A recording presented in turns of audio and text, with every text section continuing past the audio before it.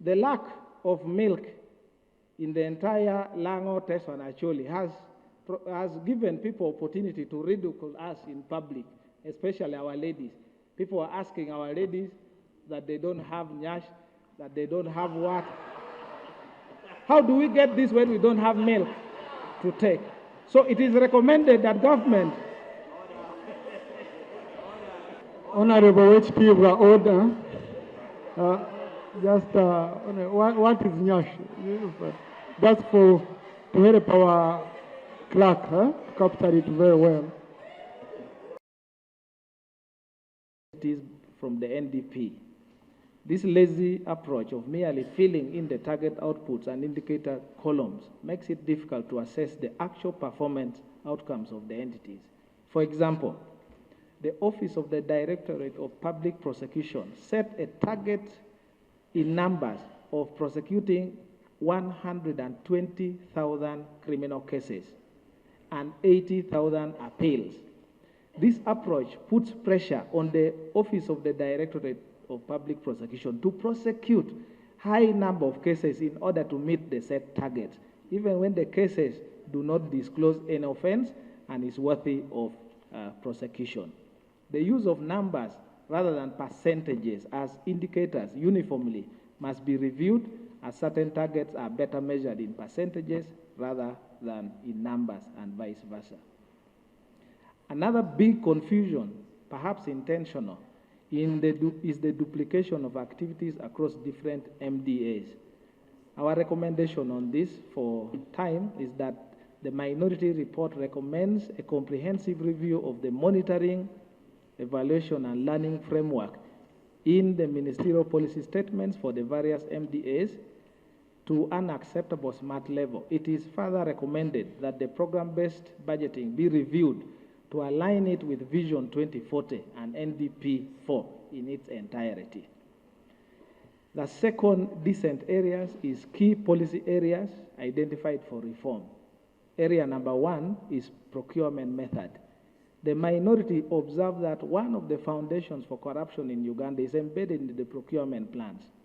The following procurement methods feature prominently across all the 11 entities: quotations, direct procurement, restricted biddings, individual consultancies, micro procurement. These procurement methods are carefully spread across different budget items, segmented to circumvent the full intent and import of the PPDA law for purpose of eliminating best practices in procurement such as fairness, competition, transparency, integrity, value for money, and accountability. And the whole purpose is to facilitate corruption. The minority recommends that Parliament rejects the approval of these procurement methods per budget item or departmental level. Procurements should take into consideration the aggregate worth of the items being procured, and PPDA is invited to urgently review the guidelines to prohibit this ploy within government. B is on consultancies. It is the observation and finding of the minority that consultancy services is gaining prominence in government expenditures at a huge cost. The government is capable of employing directly any skilled personnel it requires, just as it does with consultant doctors at Mulago. Specialists in areas of engineering, architecture, surveying, research, law, etc., for example, can be employed permanently within the MDAs to perform those tasks that consultants do at a much cheaper cost. The minority recommends that Parliament bans the practice of procuring consultancies and instead move for recruitment of staff on permanent basis with a pool of skills for the different fields to provide services to government in areas of need. Point number C on motor vehicle. The policy of government is that vehicles are used for up to 250,000 kilometers or 5 years. Additionally, we have seen procurement of luxury cars that has become a competitive phenomenon within government. As a result, some officials in government allocate more than one government vehicle to themselves for use by their family members. The committee did not find any information from the vehicle manufacturers that says vehicles get obsolete at 250,000 kilometers or 5 years. The minority, therefore, observe that further observe that scenarios of over-budgeting for replacement and acquisition of digital number plates are quite common. The MDAs have budgeted for 750,000 instead of the 150,000 for replacement of digital number plates. Digital number plates for new motor vehicles have also been budgeted for, yet a new vehicle is bought together with its number plate, which come fully registered. The minority recommends that procurement of motor vehicles by government be halted and no funds be approved for buying of new vehicles until a comprehensive review of motor vehicle policy is adopted with alternatives of best practices in acquisition, utilization, and disposal. The current allocation for purchase of vehicles in the budget be rebudgeted for to cater for specialized diagnosis and treatment machines for hospitals and adequate cancer drugs.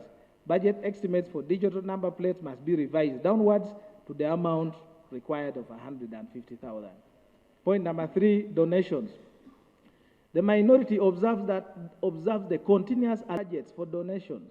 In most cases, the donation budget per office bearer is larger than the development budgets of a district local government, a hospital, or a university. Why allocate taxpayers' money to an individual rather than to a service area that benefits the general public? Why should an occupant of a public office, which office is charged with a duty to plan, budget, and deliver services to Ugandans, be given money to donate? Why not use your public office to donate the required policies and budgets to the health sector, to education, for treatment of kidney diseases, heart patients, education, etc.? The minority therefore recommend that all budgets for donations for the financial year 2025-2026 be rejected and government introduces a law to prohibit and criminalize donations out of public funds. C is printing and stationery. I will just read the recommendation. The minority recommends that Parliament approves 50% of the proposed budget lines for printing and stationeries and require entities to rebudget the other 50% to unfunded priorities. It is further recommended that government adopts digital mechanisms to eliminate the use of papers. Next is staff establishments. The minority observed that many MDAs have numerous vacancies in their approved staff structures.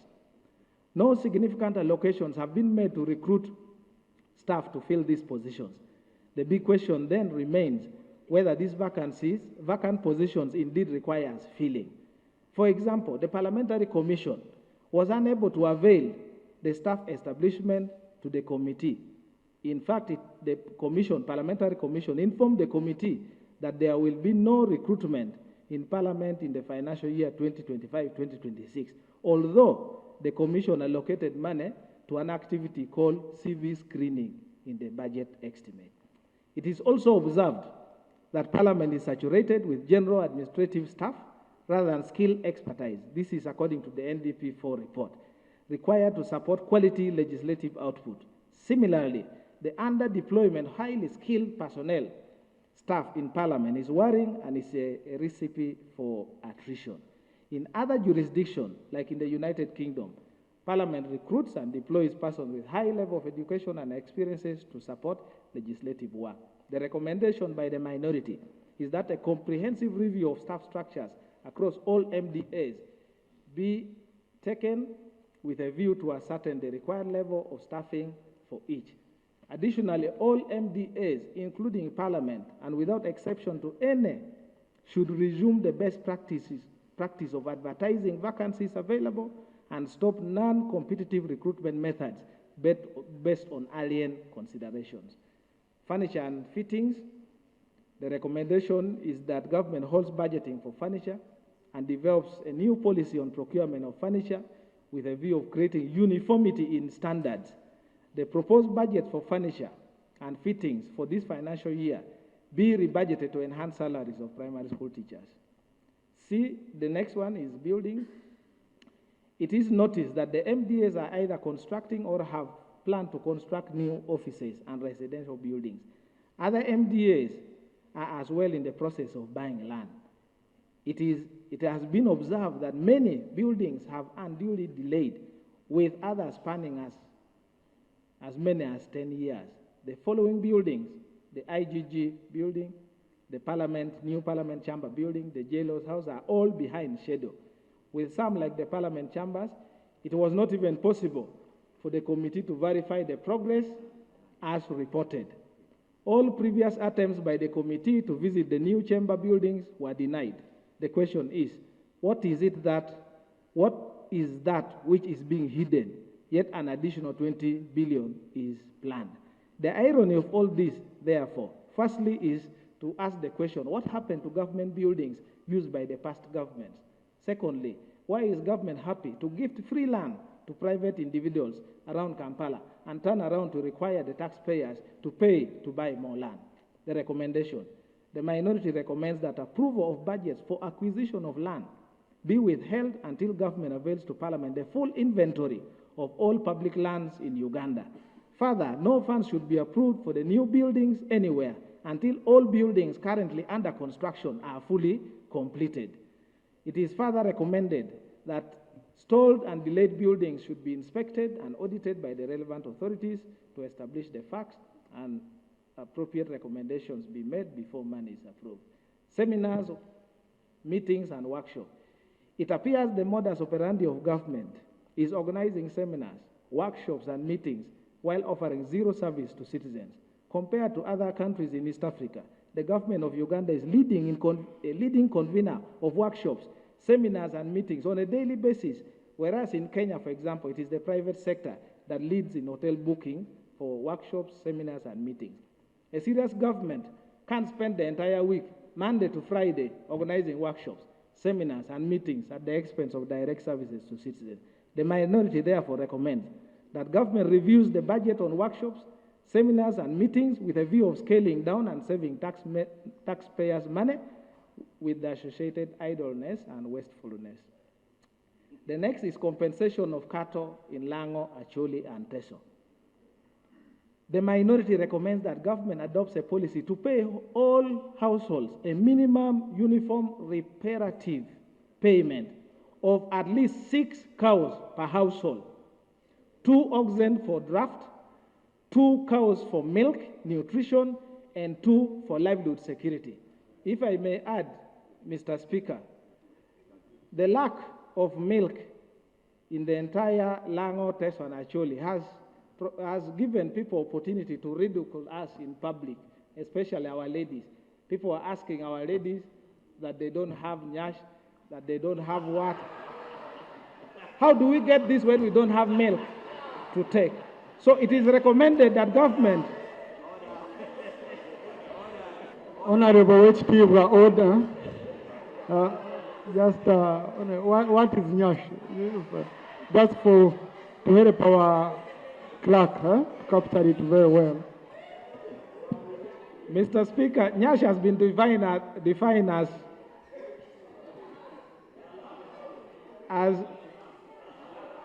Nyash has been defined as that body part capable of producing water. And it's because of milk. It is also recommended, therefore, Mr. Speaker,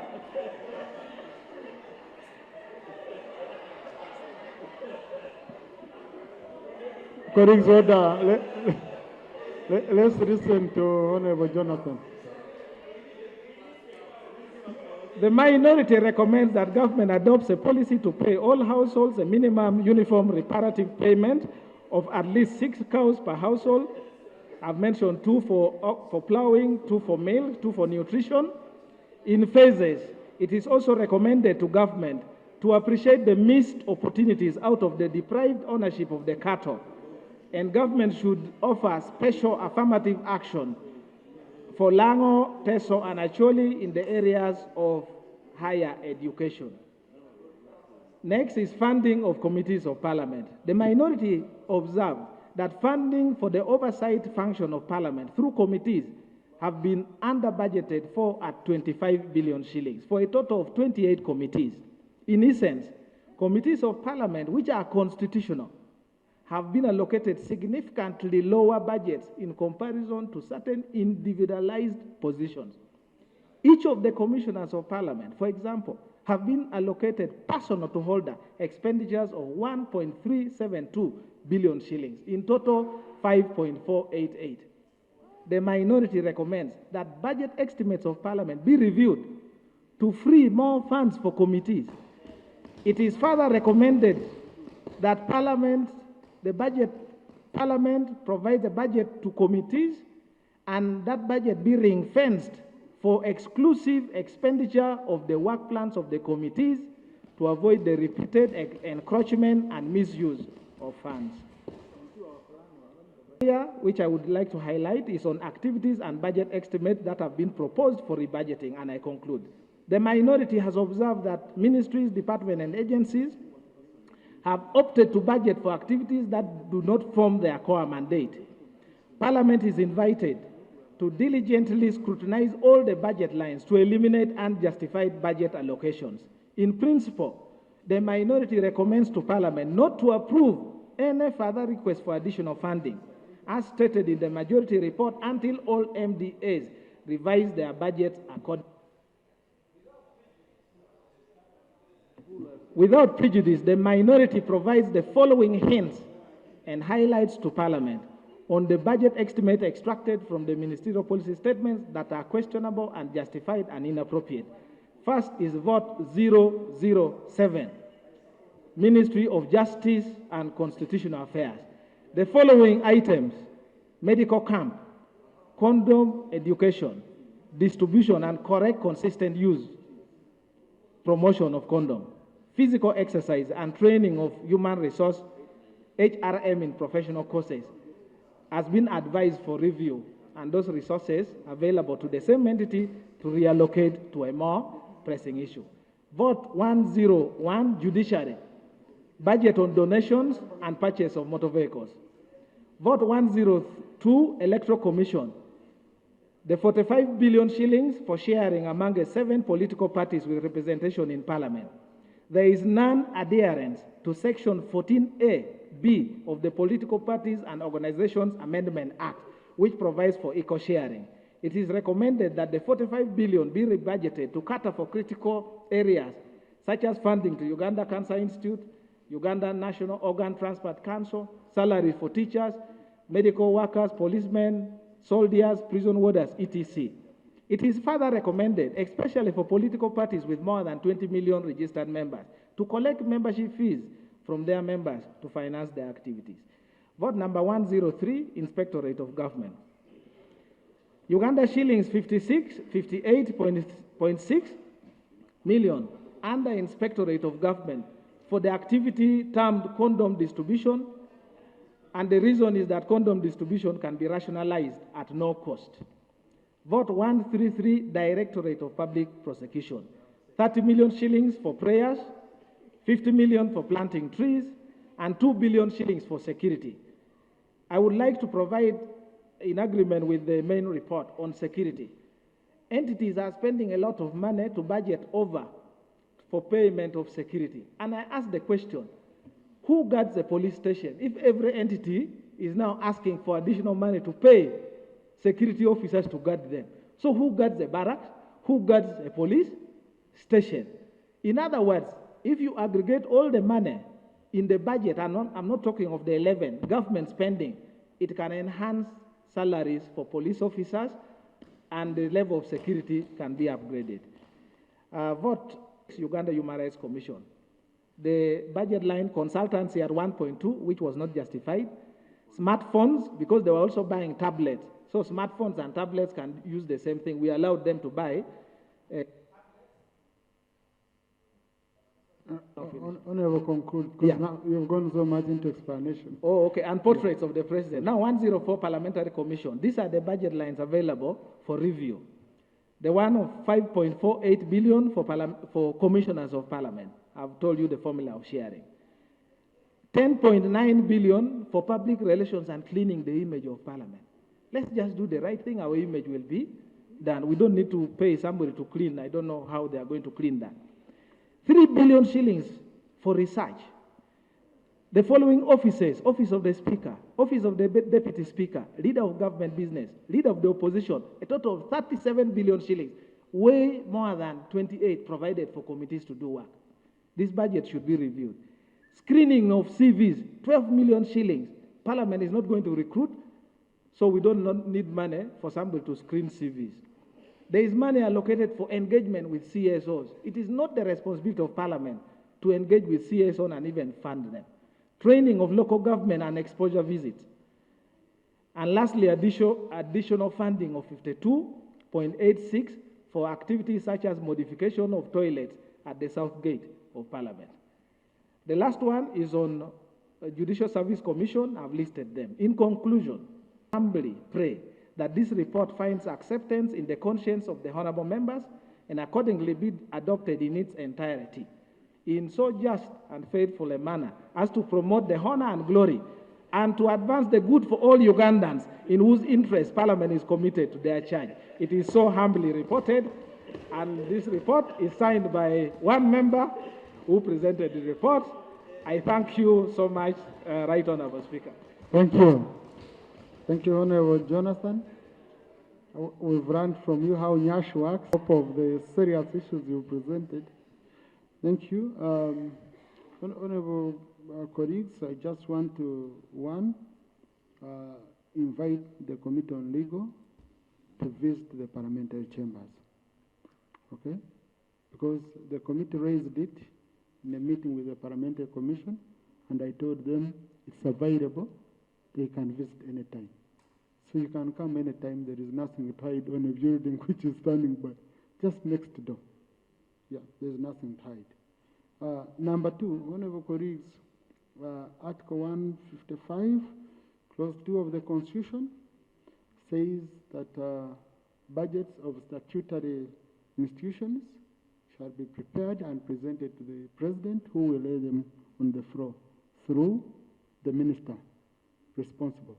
And that's also in line with Section 19 of the Administration of Parliament Act. So the Commission did its work of submitting the budget to the President, and they will be waiting for the President to make his comments and return and deliver the budget here. So the Parliamentary Commission, before anyone recommends that you reduce man of the judiciary or Parliamentary Commission, which are statutory votes, the Constitution is very clear on how their budget is handled. Okay, so I just wanted to, but I have read through the reports, and I want to thank you, colleagues, for the issues. The only issue which I got concerned about was going beyond to go to all entities, because now we have here reports which we adopted saying we get more money for MDS to build their offices. Okay? We have reports which we adopted here, which we recommended retooling of MDS, buying cars for them. You have, for example, the judiciary, they've appointed new judges, they must have vehicles. Now, we have another report saying, no, don't do this. So I would request that when we are doing, we limit ourselves within our sector for now. Otherwise, we are going to have different recommendations adopted by this House from the different committees. That's the only challenge. Maybe at consolidation, Budget Committee will help to reconcile all these issues. So I just wanted to give those clarifications, and then I allow members. Honorable Sarah Opendi, Kayondo. I want first to give an opportunity to colleagues I had not given an Haj Idi, Honorable Mpindi Bumari, Honorable Mutembu. I first give these ones an opportunity, then I can pick more of colleagues. Because I thought the purpose of why these reports are brought here is for us to either agree with the committees or not. And that's the whole reason why the minority report comes in, because there was disagreement. So I think there is nothing wrong with members discussing, just like we did for the Health Committee report, and said we must find money for the PET scan. So I want to entirely agree with the minority report on some of these, expenditures that create alarms. Just yesterday most of you saw the online news that commissioners had allocated themselves 500 million shillings. So if we don't discuss our own budget, at what point? We don't want a scenario, Right Honorable Speaker, where we shall be told again that you passed this. We still have a pending... But Honorable Sir, I didn't give my opinion, okay? I told you your own law. If it was my opinion, okay, you would just let me get you your own law. So if it was my opinion, then you would say, Right Honorable Speaker. And I'm not saying you don't even discuss, but this is Article 155(2) of the Constitution. 1, financial estimates. 2, the head, 1 talks of the President shall be prepared and laid before Parliament in each financial year, the budget and that estimate. 2, the head of any self-accounting department, commission, organization set up under this Constitution shall cause to be submitted to the President at least 2 months before the end of each financial year, estimates of administrative and development expenditure and estimates of revenue of the respective department, commission, or organization for the following financial year. 3, the estimates prepared under Clause 2 of this article shall be laid before Parliament by the President under Clause 1 of this article without revision, but with any recommendation that the government may have on them. So they will come here. You get it, Honorable Sarah? The President will raise them here. Then when he raises, we look at his notes, and you make your recommendations. So it wasn't my opinion, it was what the law says. But continue, Honorable, and you're free. Only query is that at what point do we get to make an input in our own budget? Because as you can see, most of us do oversight work and there is no payment made. It's pending. And then a commissioner who is supposed to be representing us, the commissioners have 5 billion, 5.4 billion allocated to them. For what purpose, Right Honorable Speaker? And yet they are members of Parliament who belong to committees. Right Honorable Speaker, the other issue that I wanted to raise, I have seen under the Electoral Commission, the Honorable Minister of Justice and Constitutional Affairs. It is good for us to combine these elections because when we combine, we save money. As you can see, 57 billion shillings will be spent when we merge the election of women councils together with other administrative units. If we do them separately, 45 billion shillings will be provided. So I want to recommend that we should merge these elections because, I mean, it's not complicated. It has been done in other countries successfully, and I believe it can be done. Right Honorable Speaker, the Minister of Justice is talking about the constitutional reforms. Now we are seeing a budget for Electoral Commission, 700 billion is being provided. Is this money adequate? I heard the Electoral Commission saying they don't have adequate budget to actually conduct the next year's election. Is this money sufficient? If it is not sufficient, how are we proceeding? Are we going to do away with these elections or what? Or extend or find additional money? What is it that is in stock for us? Minister of Justice also tell us, when are we having the constitutional reforms? Right Honorable Speaker, we've never gone into an election without reviewing our laws. What exactly is happening this year? Can we hear from the Minister of Justice and Constitutional Affairs? Thank you. Minority report. It was straight on the point and it had a lot of intelligence. I want to deviate from it in one area where I talked about the restricted bidding and exposing all the procurements to open bidding. Restriction in bidding, it favors our local contractors. When you open it, you are exposing it to the international bidders and our local contractors will be kicked out. There I may not agree with you. And then restricted bidding, at times some work services and supplies are urgent in nature. So when you expose them to the PPDA TDS and bureaucratic processes, you may end up losing the game. Chair, I want to talk about the case backlogs, most especially the land cases. Since my Minister for Justice and Constitutional Affairs here, we have so many land cases that have taken over 15 years in court. People have died and left those cases pending, and even the heirs die, and the case is still continuing. What is the problem? And we have some election cases, Mr. Chair. Chair, I belong to Democratic Party. Mr. Speaker, I belong to Democratic Party. In 1980, we had a case. DP was taken to court by President Yoweri Kaguta Museveni. By then, he was a honorable, where Sam Kutesa defeated him in Imbarara North. And he took us to court. Up to today, we don't have that judgment. If we defeated him, yes. If we defeated him, we want costs as a party. We need that cost. So how can we have 45 years down the road and we haven't received the judgment? If we defeated him, we want to give him the costs. I will deliver the costs myself to him. So we cannot have all that for 45 years and we are crying out to this. Then, Chair, lastly, my Speaker, lastly, the Minister for Justice and Constitutional Affairs here, when Honorable John Patrick Amama Mbabazi stood as a president, of course, DP we backed him. There are some recommendations, orders which were given by court. There were so many. Up to today, we haven't heard from the Ministry of Justice and Constitutional Affairs. We are going to elections.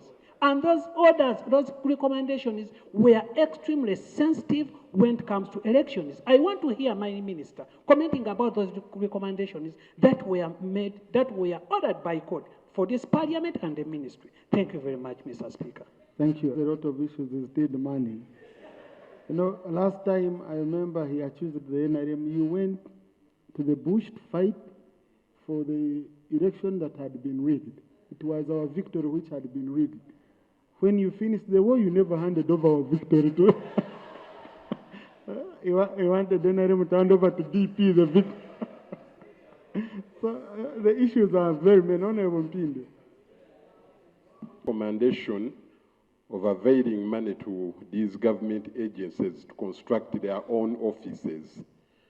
Right Honorable Speaker, a lot of money is wasted in renting.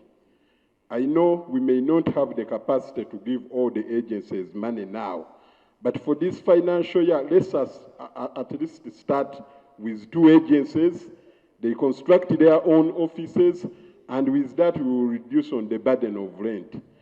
Then another one is a sort of a clarification, Mr. Right Honorable Speaker.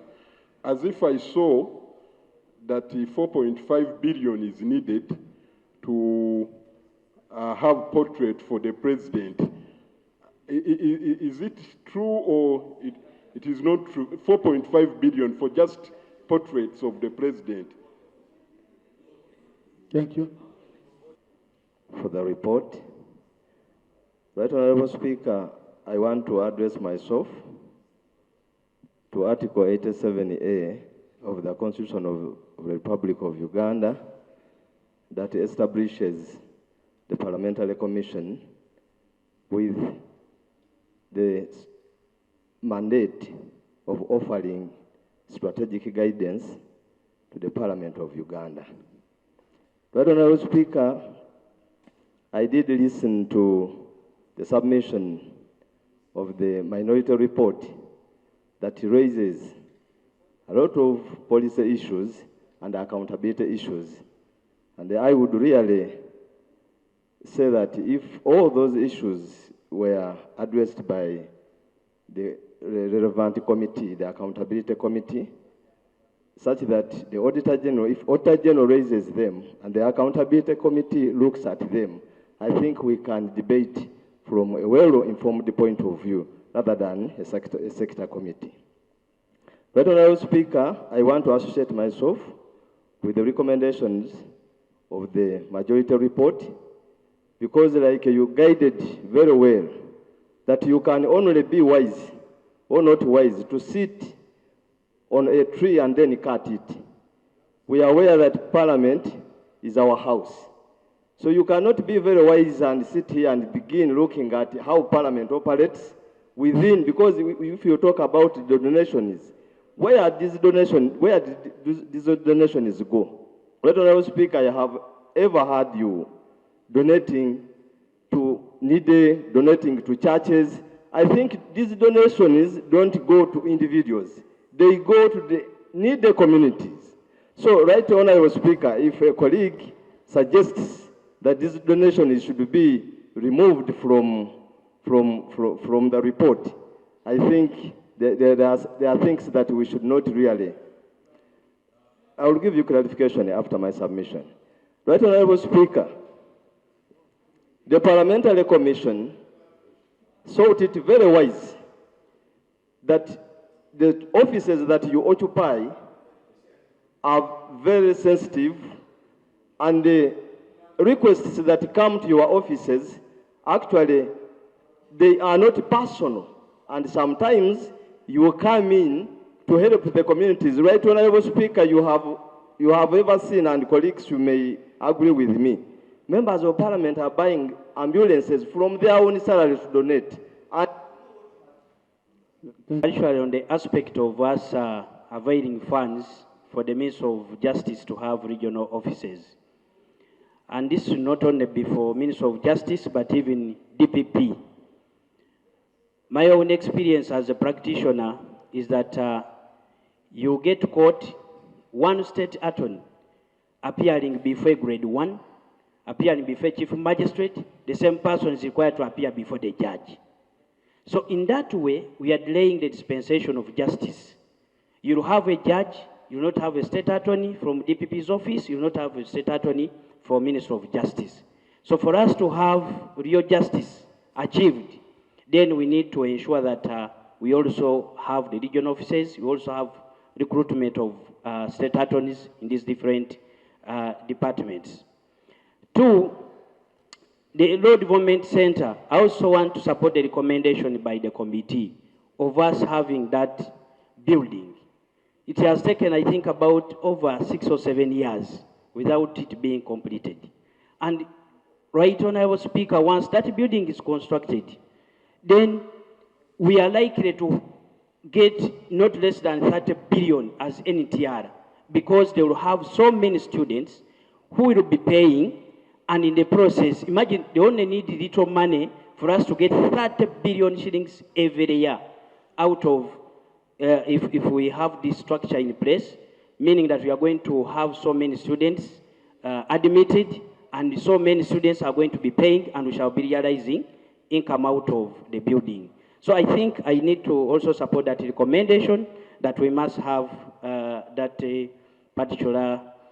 Lastly, Chair Legal, I remember the last time when I was still on that committee, Judiciary came and informed us and assured us that every constituency will have a grade 1 magistrate court, and that every district will have the chief magistrate's court.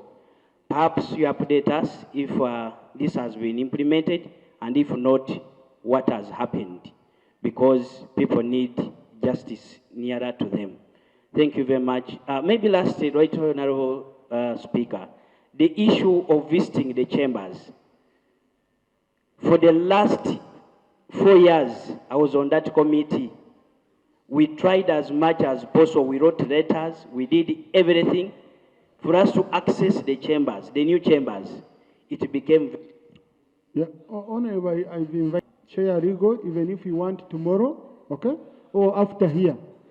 We can even walk there. Because you see, I don't want someone to paint a picture as if there is something being hidden. Okay? Yeah. And I extended an invitation. By the way, when we met with the committee, I extended an invitation to the committee. So if the committee had told me we want to come tomorrow, they would have come. So if they've not been allowing you, please, I allowed you, and I want to read you. And I take you around the building. It's there. You come and you see. Because the pressure, the pain you have, colleagues, is the pain we share as the leadership of the institution. It's the pain we share. And we took steps now. The progress that we have registered in the last few months, is tremendous, and it is because we changed, we now pay subcontractors directly. Okay? We no longer pay the contractor, then it pay the subcontractors. We've taken the model of Ministry of Finance, that's how they finish their building. We are paying subcontractors directly, and now they are all delivering materials that are needed to finish the building. And the progress is good. So for sure, tomorrow, if you want chair at 7, I'm around. After here, we can even go. We have rights. They work at night. We visit, and we visit in broad daylight or broad night, whatever you want. Okay? Yeah. Mr. Speaker, allow me to thank the chair and the entire committee for the good report. Mr. Chair, I tend to agree with the TESO. Mr. Speaker, the recommendation there really is like we have debated and proposed earlier for us to add. The issue of Lakwena war victims keeps coming up. And we always promised that yes, I will be the happiest and do recommend that we include Lakwena war victims. Mr. Speaker, that said, admonishing donations. Mr. Speaker, I disagree. I want to disagree. Mr. Speaker, I seek for your protection from Honorable Solo.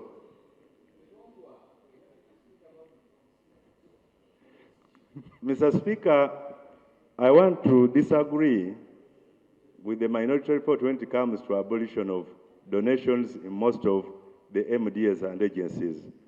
I know the three arms of government have been benefiting from this. It is being done in the executive. The head of state has been supporting so many disadvantaged people, marginalized people. In the judiciary, it is happening.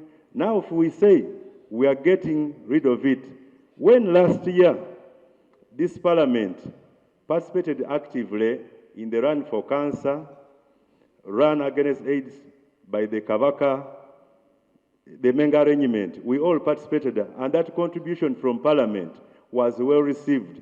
I don't know when similar activities are organized where this money should be coming from. I think it is a good way of us interacting with the public through corporate social responsibility. So I want to improve our colleagues. More so, my brother, Honorable Odur, you've always given good guidance to this Parliament. But for today, I'm surprised that your minority report is really like my colleague observed, a monkey sitting on one. Thank you.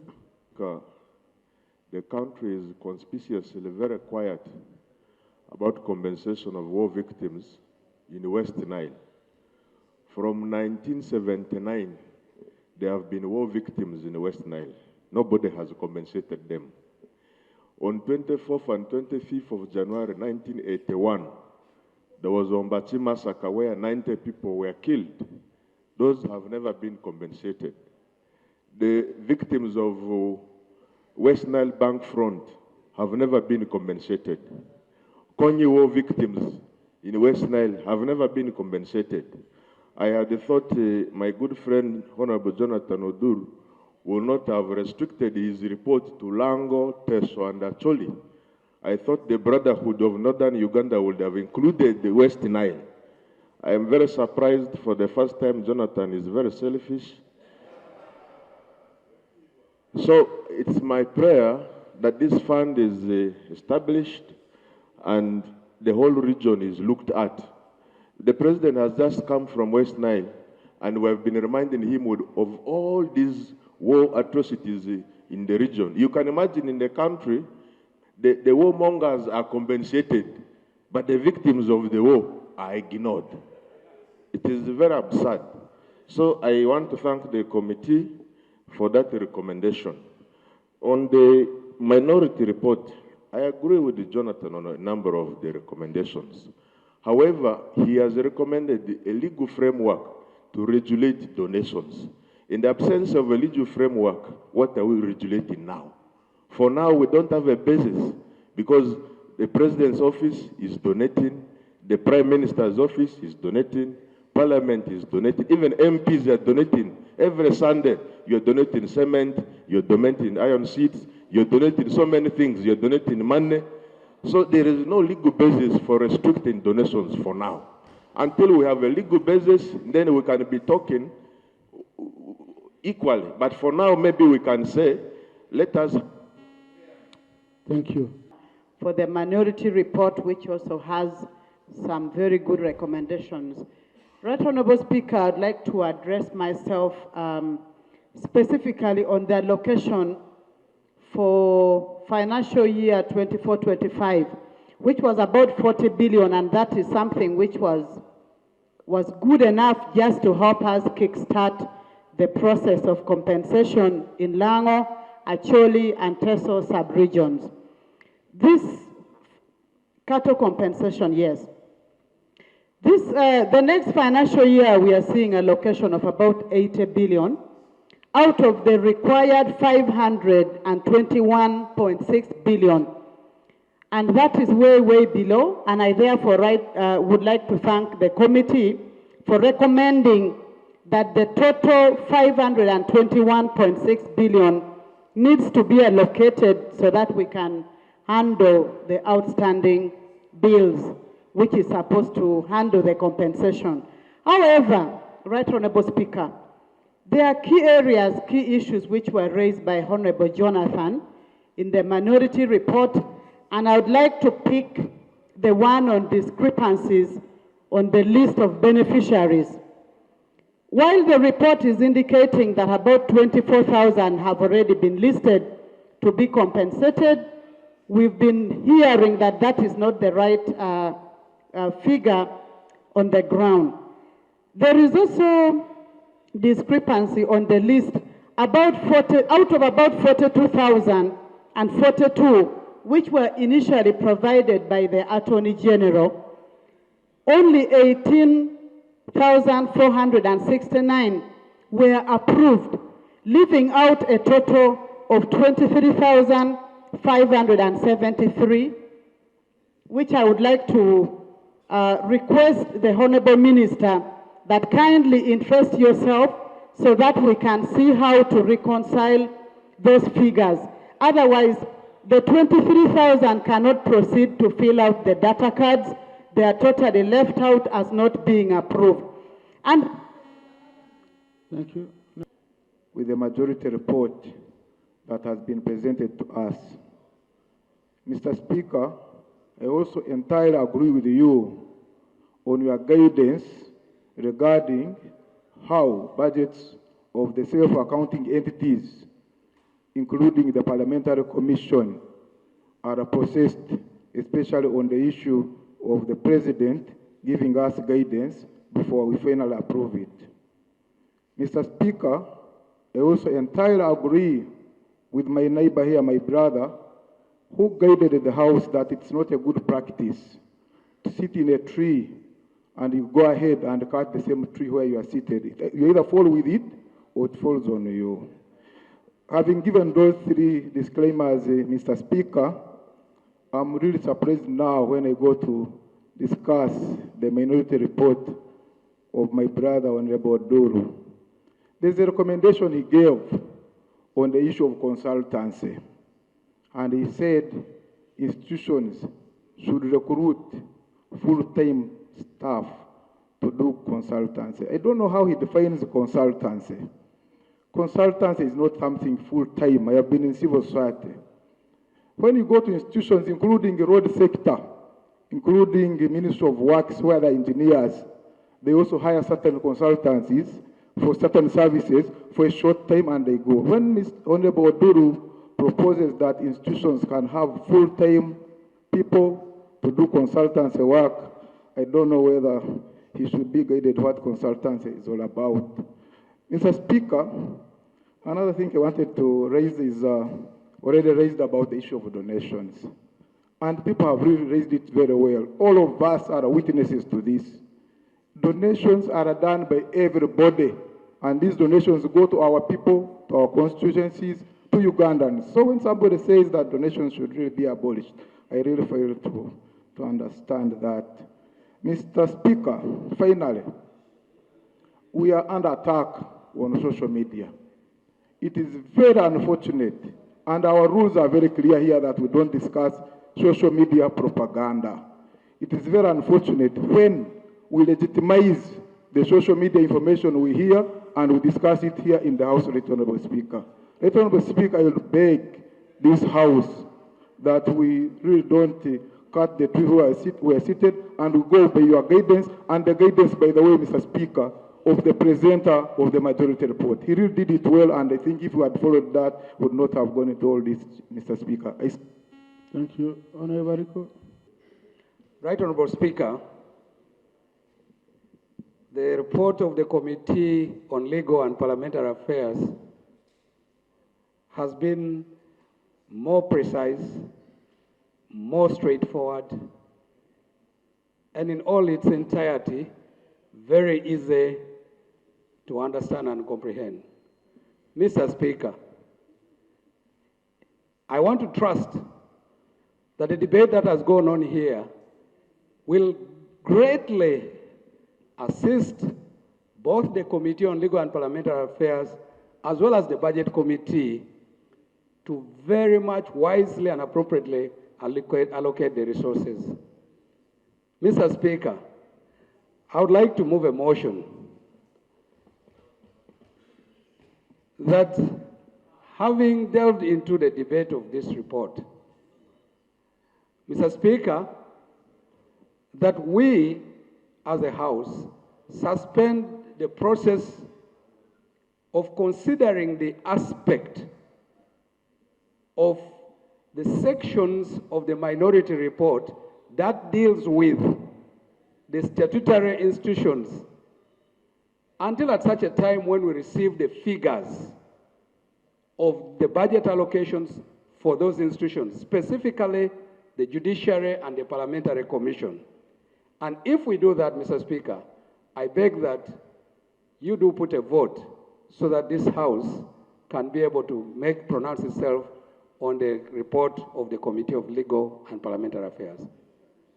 Mr. Speaker. For you to propose amendments to the report, isn't it? Mr. Speaker. Can't it be a smarter way?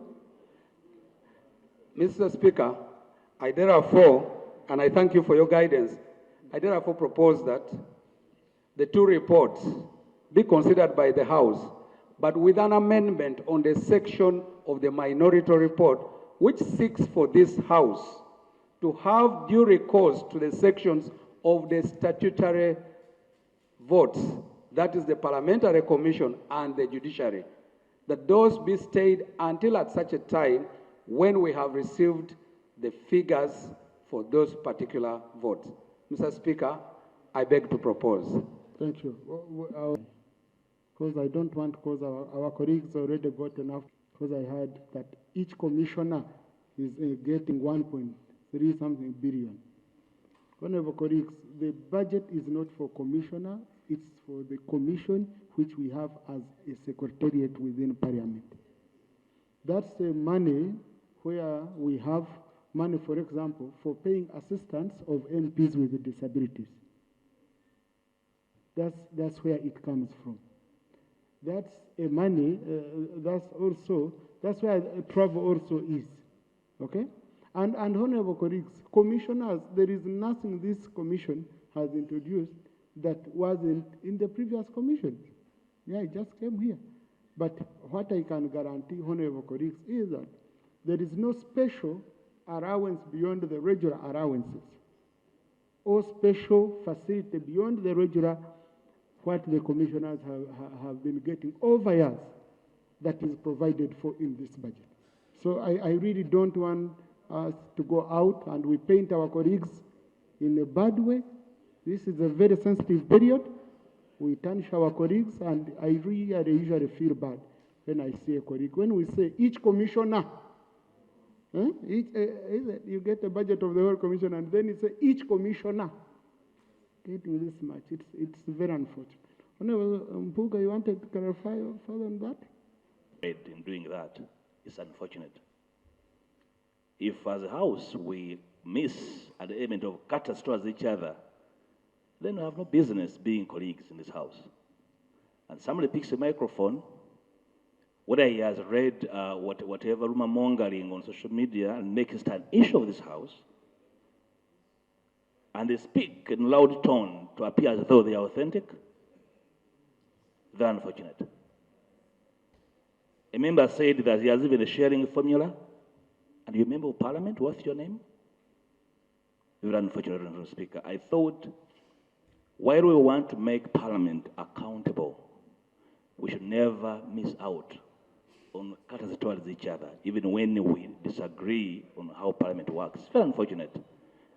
We restrain ourselves because we must work as parliament. But when members choose to be personal, it's not acceptable. Right now, Speaker, we restrain ourselves because we believe that we have a duty towards each other, even when we disagree. I can address you disagreeably but honorably, and I can never impute ill motive towards a member. Thank you. Honorable Speaker, and that I request really members should try it. I cannot order them, but restraint. You cannot get a vote on my back that you won't be voted because you spoke so much about what you can't clarify. Honorable Speaker, I chair the Commission Audit Committee. If I rose to say you did this, you did that, people will take flight. But then I understand as a leader why Parliament works the way it does work. And therefore, self-restraint. You can question, but you cannot say you have no capacity to understand. If you have no capacity to understand, then you have no business being here. I thank you. Thank you. So, backbenchers, leader of opposition, Minister of Finance, Prime Minister, and all those are serviced by the Commission here. Okay? It has staff, it has obligations, and I want to confirm to members here that on what we propose to His Excellency the President, there is nothing like any special privilege or what for members. So, honorable colleagues, I want to, I had allowed Honorable Kabanda. In thanking the chair for this very good report. Mr. Speaker, I would also like to talk about the issue of donations. The report on minority, they propose that the donations be scrapped off. Personally, Right Honorable Speaker, I don't agree with their position because members of parliament, we also donate. Where do we get the money from? But what we can propose as this parliament is maybe also members of parliament should be allocated money for donations. Yes, because when we go to our churches, they expect you to donate the same way the commissioner is donating, the minister is donating. By the way, even when you attend the burial, Right Honorable Speaker, and they announce your condolences, that so-and-so, the MP has sent a condolence message of 20,000 or 50,000, they laugh at you, as if Parliament gives you money for burial or for donations. If this Parliament can accept, we don't remove the donations from the President, from the commissioners. The MPs also get money for donations. Because you are also donating in the churches. You also donate wherever you go. So, like the former law has suggested, don't be envious of others. You also propose for yourselves and see how to... Yes, but for you to stand here and say so-and-so is taking billions, that's not in good faith. Unless you have an issue with so-and-so. But if we are here to serve the country, we can also donate, because if they give you this money, do you take it at your home? You end up donating to the community. So for me, Right Honorable Speaker, I disagree with the position of removing donations. The Speaker, I invite you to my constituency. When you come to my constituency, you give me 5 million, I start complaining. The Speaker gives me 2 million, I start complaining. Where do I expect you to get the money from? We should actually add you more money so that you keep sending to our constituencies. I beg submit. Honorable Minister. Kasa, all our responses and answers are on record with the committee. There is no issue we did not deal with. Secondly, you stated clearly the constitutional provision relating to the budget. In effect, the President is really the Minister of Finance. He only delegates the Minister of Finance to act on his behalf. Thirdly, when we come here as ministers, it is fair to presume that we have exhaustively discussed these budgets in cabinet. And the positions that we take in cabinet, we take them to the committees, and then the committees embed them in the reports. I wish to report, Mr. Speaker, sir, that when I appeared before the committee, I got feedback from the members. It is through that interaction that it's my duty as a minister to go back to the President, and if he sees me appearing in cabinet sweating and wounded from attacks from members, then I tell him we are not doing well. There are issues that have been raised. So during the cabinet meeting of yesterday, I put to him the question of cattle compensation, because the committee told me frankly that we are a big joke when it comes to cattle compensation. They blasted me. They said the people are getting the equivalent of a thigh of a cow, that we are giving meat, not cows. So I went back to the President and said, Mr. President, I put the proposal to the committee that we need, particularly for the most affected areas, namely Teso, Lango, and Acholi. And Mr. Speaker, this is not to say the other areas don't deserve compensation. They do deserve, but Mr. Speaker, this situation is like a hospital. In a hospital, we have got the intensive care, we have got the high dependency, we have got the general ward, we have got outpatients, and some of the people in outpatients, you even find them smoking in the compound. They are asking, what time is the doctor coming? While in the intensive care, patients are dying. They are all patients, but the degree of affliction differs. I want to state clearly that in the cabinet, all the other areas were mentioned, the places that deserve attention. I wish to report, Mr. Speaker, sir, that based on the motion I moved in cabinet, the President has agreed that the budget will be 150 billion, and it will be shared equally in the 3 sub-regions to deal with the intensive care. It doesn't mean there are no other patients, because there. Honourable Minister, I don't have much time, please. Conclude. I do believe, Mr. Speaker, sir, that this being about the budget and this being about priorities, it is our duty to keep persuading the President to change his mind. I want to thank the chair of the committee and members of the committee that you have been very persuasive. And even those who, for instance, author minority reports like the Honorable Odur, he is extremely persuasive. Some of his concerns, of course, are based on genetics, and I doubt whether they.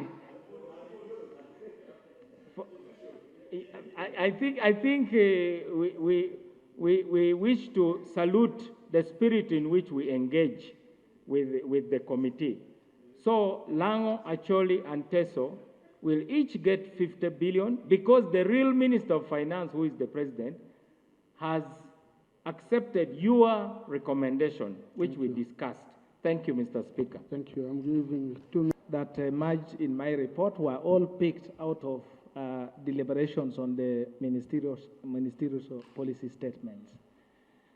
And on the issue of donation, I was not meaning prohibiting anyone donating out of their private pockets. I wanted to deal with the institutional nature of donations. If I compute the figures for the entire budget, which I'm going to do, I've done only for the 11 entities. It's alarming, and I had this morning members asking for money for cancer, PET machine, for all this and that. That's the spirit in which I was saying that if we allow entities to keep budgeting, and for you, you're focusing on the top people, but even at the lower offices now, there are donations budget, and I invite your attention to scrutinize that. That's the spirit in which I raised that. On the issue of compensation, the ministry had proposed to us compensation of Lango, Acholi, and Teso. The committee could not open up and go to other areas. Otherwise, as a nationalist, and you know, as a member of the Congress, UPC, would love to be everywhere. And I would propose that everywhere we should have compensation if it is possible. I also must add that Lango, Teso, and Acholi, there were court cases. The compensation, most of them arose out of court cases that were decided, and these were 3 or 4 different court cases. But the minister has already assured us on how the other compensations would be handled.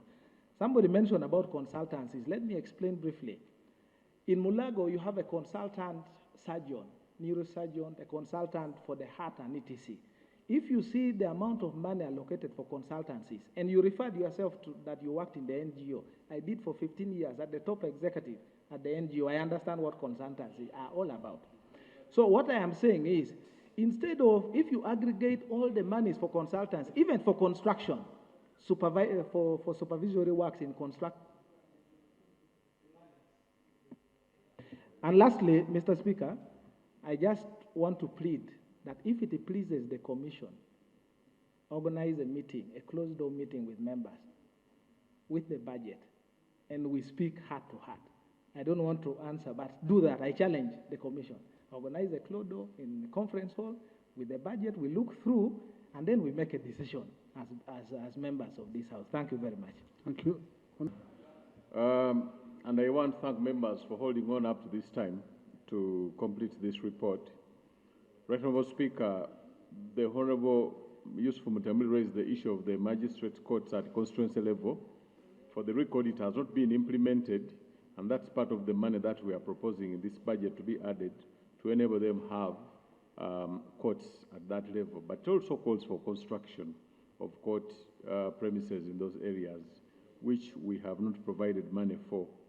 Right Honourable Speaker, I thank you for the invitation to respect the parliamentary chambers. It's been an issue that has brought concern. We didn't want to report the Lubowa way, but I'm glad this invitation has been extended. And it actually came last week when we met with the commission. So alongside other members, we'll organize a day and join you, and then we inspect the parliamentary premises to establish the physical progress. But we are also alive to the explanation that has been given and the new interventions that you have made, especially payment of contractors from the source, a method which was adopted by Ministry of Finance to complete their premises, and we believe that we're on the right track. We should have our premises concluded. Honourable Speaker, on the issue of compensation, the Teso area had court cases, but the Acholi and Lango was a settlement out of court and a commitment by the President.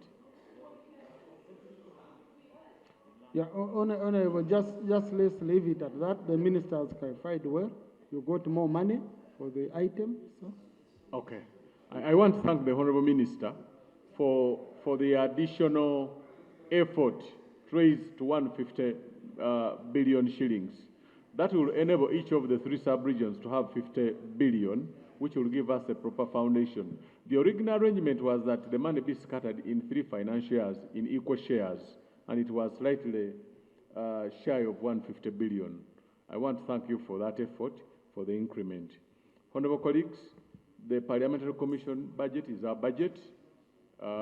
Whatever the details that are in there, I have always implored you to have this discussion in-house to avoid unnecessary hulabalus that come, especially with misinformation. And once we have that, then we can come out in the open. It's very important to have it in the public for everyone to know what is there. But after it has been harmonized, being a statutory budget of its nature. I thank you so much.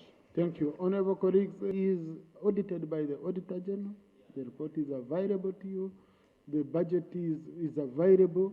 So we are just waiting for the President to conclude. What I didn't want was really to impute bad motive on commissioners, because, you know, whereas we can explain here, someone can say, oh, they have discovered. Now commissioners, last time got 500, this time they are getting 1.3 billion. And we are in a very sensitive period, honorable colleagues. Colleagues, I now put the question that on the budget estimates for financial year 2025-2026 be adopted with proposed amendment. Those in favor say aye, to the contrary nay. The ayes have it. The report is the recommendation for harmonization, for reconciliation, and ensuring that indeed all issues are consolidated by the budget committee. Honorable colleagues, House adjourned to tomorrow at 2 p.m.